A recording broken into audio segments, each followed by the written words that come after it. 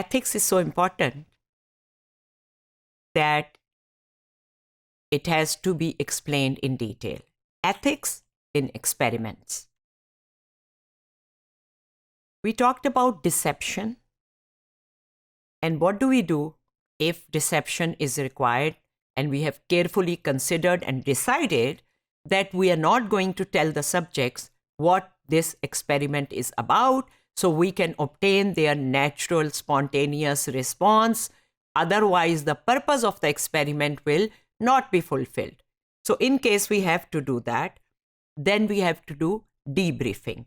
Debriefing is a crucial component for any research involving the use of deception or incomplete disclosure. पूरी बात नहीं बताई उन्हें.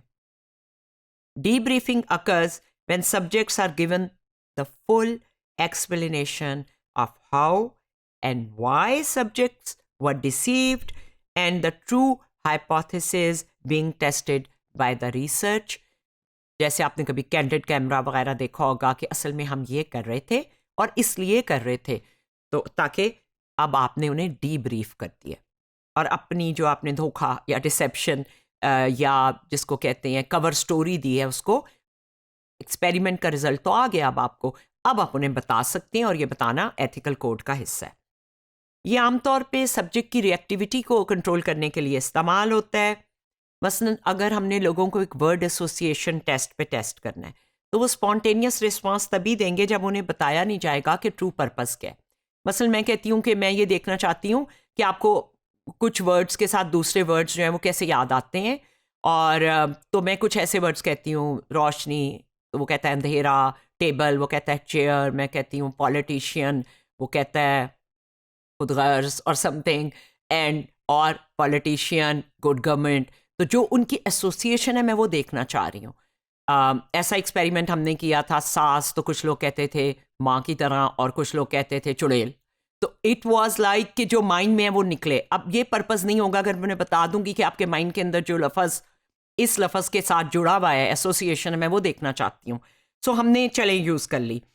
तो उनको ये कहा कि आपका वर्बल रिएक्शन टाइम देख रहे हैं, कितनी जल्दी जल्दी आप एक लफ्ज़ के बाद दूसरा लफ्ज़ बोलते हैं. मैं बोलूँगी आपने बोलना है, मैं बोलूँगी आपने बोलना है. Now for that reaction time they are thinking differently rather than if I told them कि मैं आपकी एसोसिएशन देख रही हूँ. तो हम इसलिए कंसर्न होते हैं कि चेंज ना हो जाए. अनफॉर्चुनेटली कभी कभी डिसेप्शन ज़रूरी होती है कुछ रिसर्च क्वेश्चन के लिए. अगर हम कहें कि हमने वो इन्फॉर्मेशन देखनी है जो लोग कॉन्शियसली रिकॉल करने की कोशिश ना कर रहे हो, तो हम नहीं इन्फॉर्म करेंगे उन्हें कि एक्सपेरिमेंट जो है वो मेमोरी के ऊपर है. तो ज़ाहिर है इस ओमिशन ऑफ इंफॉर्मेशन को ना बताने से ये होता है कि आपने पूरा इन्फॉर्म्ड कंसेंट नहीं लिया. Deception in research means psychologists do not conduct a study involving deception unless they have determined that the use of deceptive techniques is justified by the study's significant prospective, scientific, educational, or applied value, and that effective non-deceptive alternative procedures were not feasible.